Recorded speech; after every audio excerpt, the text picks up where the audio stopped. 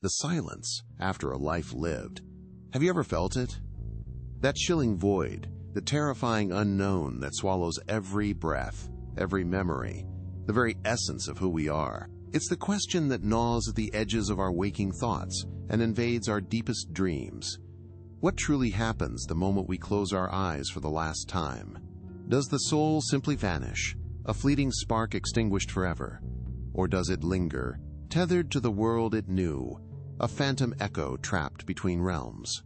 I've wrestled with this terror, felt its cold grip tighten around my own heart, leaving me fragile, desperate for answers beyond the comforting lies we tell ourselves. This isn't just a philosophical debate. This is the ultimate human crisis. A profound fear that demands illumination. A truth so radical it can shatter everything you thought you knew about death, about life, about eternity itself.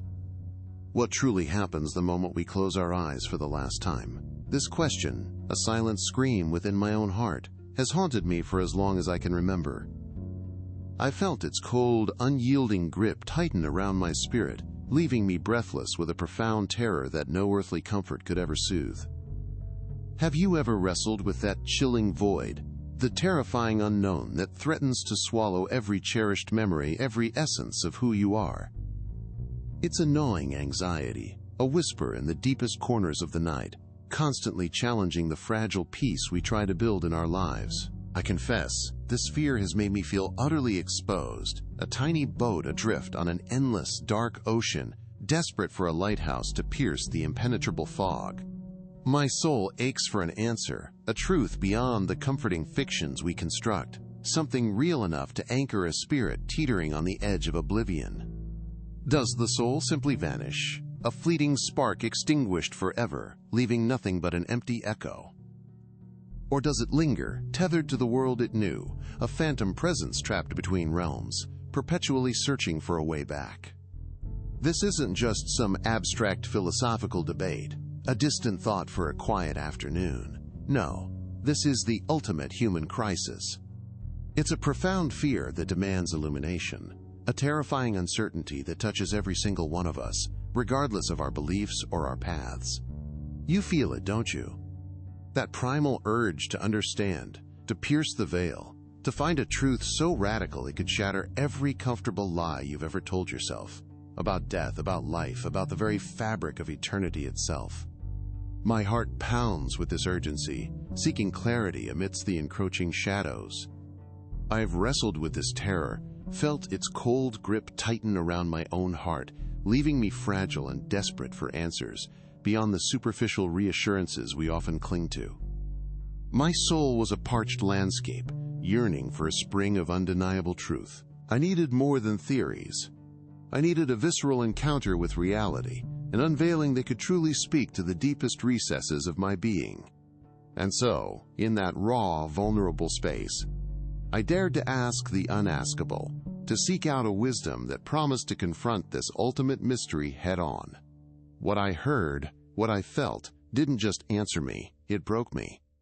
Not in despair, but in a way that shattered every earthly illusion, every comfortable lie I'd ever told myself about death, preparing me for a revelation both dangerous and profoundly liberating. This chilling void, the terrifying unknown that swallows every breath, every memory, the very essence of who we are, it is not just my personal terror. It is our terror, yours and mine, etched into the very fabric of human existence. Have you ever felt the cold, undeniable truth of time's relentless march, watching moments slip through your fingers like grains of sand, knowing that each passing second brings you closer to that final, irreversible silence? We build our lives, forge deep connections, and then, one day, we must confront the precipice. The question echoes in every culture, every heart. What truly happens when the curtain falls? Does everything we were, everything we loved, simply dissolve into nothingness? A fleeting dream vanished with the dawn. This isn't a solitary fear, it's the profound universal anguish of humanity, a shared whisper in the quiet of the night, demanding an answer that feels as real as the beating of your own heart. Think of the profound ache, that hollow space left behind when a loved one departs. The scent of their favorite perfume lingering on an empty pillow, the silence where laughter once bloomed, the stark, empty chair at the dinner table. You've felt it, haven't you? That gut-wrenching realization that their physical presence is gone, perhaps forever. This isn't just about death itself, but about the suffering it inflicts upon the living, the endless what-ifs and if-onlys that haunt our waking hours. We grapple with the fragility of life, the suddenness of loss, and the agonizing uncertainty that follows. Does their spirit still exist somewhere, watching over us, or are they lost to an eternal silent sleep? The weight of this collective sorrow, this shared vulnerability, binds us together in a silent, desperate plea for understanding, for a truth that can mend the broken pieces of our hearts. And so, we stand together, you and I, at the edge of this vast, echoing mystery. It's a quest not just for answers about the afterlife, but for purpose in this one, a burning desire to imbue our fleeting days with meaning that transcends the grave. We yearn for a clarity that can pierce the impenetrable fog of uncertainty, a solace that can calm the storm within our souls. This isn't about escaping fear, but about confronting it head-on, daring to believe that there is more, something infinitely grander than our limited human perception allows. We seek a radical truth, one that doesn't shy away from the pain of loss but illuminates it with an eternal hope, transforming our deepest anxieties into a profound, liberating peace. Can you feel that yearning, that collective sigh for a revelation that truly matters? My intellectual curiosity transformed into a desperate spiritual quest, with a dream so vivid it seared itself onto my memory. I stood on a desolate, windswept shore, the air heavy with salt and an inexplicable sorrow. Before me, an endless, churning ocean disappeared into a thick, impenetrable mist. Upon its surface, a tiny, fragile boat, bearing the faint silhouette of a recently departed loved one, drifted silently away. I screamed their name, a primal sound tearing through my throat, yet no noise escaped. My voice was a phantom. The crushing helplessness, the agonizing need to know if they were truly gone, at peace, or if they could still hear my silent cries across that terrifying expanse, clung to me long after I awoke. This visceral, heart-wrenching vision was the catalyst, compelling me to seek answers beyond the veil, to confront the very questions that Mel Gibson, through his profound art and unwavering faith, dared to explore. My initial desperation drove me into the labyrinth of human knowledge, hoping to find a map out of this terrifying uncertainty. I devoured books on philosophy, pored over scientific articles exploring consciousness, and delved into ancient texts from every corner of the globe. Each theory offered a different perspective, a carefully constructed rationalization for the unknown, but none truly pierced the fog of my fear. They spoke of energy, of the cessation of brain activity, of collective unconsciousness, yet my soul remained parched. The sterile pages and glowing screens offered intellectual pathways, but their cold logic couldn't touch the raw, aching wound in my heart. Could such a profound, universal mystery truly be reduced to mere biological processes or abstract philosophical constructs? I felt an unsettling detachment, a growing frustration that the deepest human question was consistently met with unsatisfying, earthly answers, leaving the terrifying void as vast and unyielding as before. Seeking solace beyond the printed word, I turned to conversations, hoping the shared warmth of human connection might offer a different kind of truth. I spoke with friends who'd experienced loss, listened to the well-meaning platitudes of family, and even sought out spiritual advisors from various traditions. They offered comfort, spoke of closure, and often reiterated the comforting belief that loved ones are always with us or in a better place. Yet, beneath their kind words, I sensed a similar underlying uncertainty, an unspoken acknowledgement that these were often hopes rather than definitive answers. Their reassurances, though heartfelt, felt like bandages on a gaping wound, failing to address the fundamental terror that gnawed at me. What exactly happens in that instantaneous transition? The shared grief was a bond, yes, but it didn't dissipate the chilling unknown, leaving me to wonder if anyone truly grappled with this profound question as deeply as I did. Despite these exhaustive efforts, the relentless research, the heartfelt conversations, a profound, unsettling peace remained elusive. Each attempt to rationalize, to understand through human intellect or shared experience, only underscored the vast inadequacy of our earthly tools when confronting the eternal. The chilling void persisted, a silent scream that no amount of logic or empathy could quiet. My mind was cluttered with theories, but my soul still echoed with the desperate, unsilenced cries from my dream, the fragile boat, the impenetrable mist, the unvoiced name. It became clear that this ultimate human crisis demanded not just an answer, but an asterisk revelation, something that transcended the limits of our perception, something radical enough to shatter the comfortable lies and offer an anchor in the penury, terrifying expanse of the unknown. The frustration was a crucible, preparing me for a truth I could not find on my own. In the suffocating grip of my existential dread, a new path began to illuminate itself, not through books or conversations, but through an almost mystical communion. I sought out the profound wisdom embedded in the spirit of Mel Gibson, a man whose artistic courage had dared to confront the ultimate sacrifice. It wasn't a physical meeting, but a deep, guided reflection, a deliberate turning of my inner gaze towards his uncompromising faith.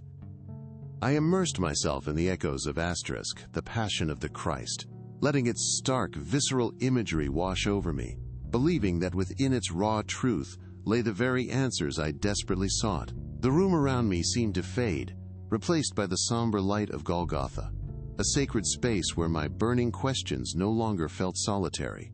Was it possible to find solace in such agony, a beacon in such profound suffering? I yearned to know. As I delved deeper into this internal landscape, a palpable shift occurred, as if the air itself grew heavy, charged with an undeniable spiritual electricity. Mel Gibson's presence, though unseen, became profoundly real, not as a voice in my ear, but as a compassionate mentor guiding my very soul. I found myself standing, not on a windswept shore, but in the shadow of the cross, feeling the weight of the world's suffering, yet simultaneously enveloped in an unexpected warmth. His faith, forged in the crucible of his own struggles, radiated a quiet strength, dispelling the chilling void that had haunted me. It was as if his eyes, having stared into the heart of Christ's agony, now saw into mine, acknowledging my terror, yet offering a silent, profound comfort. Could this be the true solace I craved, a connection that transcended the physical? In this sacred imagined space, the relentless questioning that had plagued me began to transform. My inquiries, once a silent scream, now felt like whispered prayers offered alongside this unexpected guide. It was as if Mel Gibson, through the sheer force of his conviction, was gently prying open the deepest chambers of my soul, preparing me for a truth I could not have grasped alone. The terrifying expanse of the unknown, once an impenetrable mist, now shimmered with a nascent light, hinting at something beyond human comprehension. What I began to discern, not just with my mind but with every fiber of my being, were not mere theories, but answers whispered from eternity itself, radical, dangerous, yet profoundly liberating. My searching was indeed over. The comfortable lies were about to shatter, replaced by an absolute, unvarnished reality. And here, in the echoing chamber of Gibson's profound conviction, are the shattering truths, the very words that broke me and then rebuilt me with an eternal perspective. 1. The immediacy of judgment and time's illusion. Asterisk, asterisk. The soul does not linger, bound by our earthly clock. The moment you close your eyes for the last time, that very instant is an undeniable encounter, a direct, searing confrontation with divine love and justice. There is no waiting, no slow drift into an unknown void. For the soul, the transition is instantaneous, a single breathtaking blink from one reality to the next, where all of eternity unfurls before you. Can you grasp the weight of that immediacy, the profound shift from temporal to timeless? It shatters the illusion that we have endless tomorrows, revealing that every breath is a step closer to this singular, all-encompassing moment. 2. The weight of choice and the shattering clarity. ***. Every action, every whispered word, every silent thought you've ever harbored echoes into eternity, carried as an unvarnished testament into that divine encounter. You stand before a blinding light, not of condemnation, but of absolute truth, where evasions dissolve and shadows vanish. This is the shattering clarity that broke me, the unblinking purity of God's reality, overwhelming in its honesty. It means there are no comfortable lies left to hide behind, no self-deceptions to cling to. Each decision, each kindness, each moment of indifference, they form the very fabric of the soul you present to the Creator. 3. Purgatory's fire, mercy's embrace, and intercession's power. ***. For those not yet purified, a cleansing fire awaits, not a punishment born of vengeance, but an act of infinite mercy. Imagine a refining flame, burning away the dross, the attachments, the imperfections that separate you from perfect love. It is a necessary preparation, a final act of grace.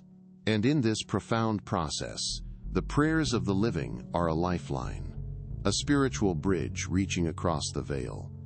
Our love, our petitions, our acts of remembrance create a communion of saints, a powerful intercession that aids those in purgation, a testament to enduring connection beyond the grave. 4. Heaven's radiance, hell's absence, and love as the only measure. ***. The soul's ultimate destination is either total union with God, an incomprehensible joy, a radiance that transcends all earthly understanding, or the self-chosen, terrifying absence of Him. This absence is not a place of fire and brimstone in the way we often imagine, but a stark, desolate freedom from love itself, chosen by the soul. In that divine encounter, only love remains as the true measure. How much did we love?